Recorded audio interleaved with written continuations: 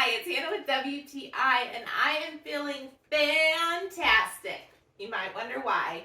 We just installed this new ceiling fan in our fireplace room, and it is so nice. It makes the room so much brighter than it used to be, and the fan is really powerful. It comes with this nice remote, and there's 3 different color lights you can use, whether you want it a little bit warmer, cooler looking, and then it dims down or can be brighter if you want it bright. There's timers.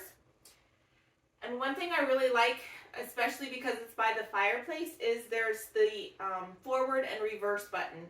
So when I have the fireplace on, I can quickly turn it to go the opposite way so that it keeps the warmth spread around the room instead of making it cooler. So I really like that feature. It's really easy to install. Me and my husband did it, and we're definitely not pro DIYers by any means. It has really nice 3 blades that have a wood grain look to them, and then the fixture is black matte. It also comes with 2 extra down rods, so if you want it to hang lower, you have that option. You can see the nice breeze that it puts off. It even is blowing my plant leaves. Really, really quiet. So right now I have it on high, and you can't even hear it.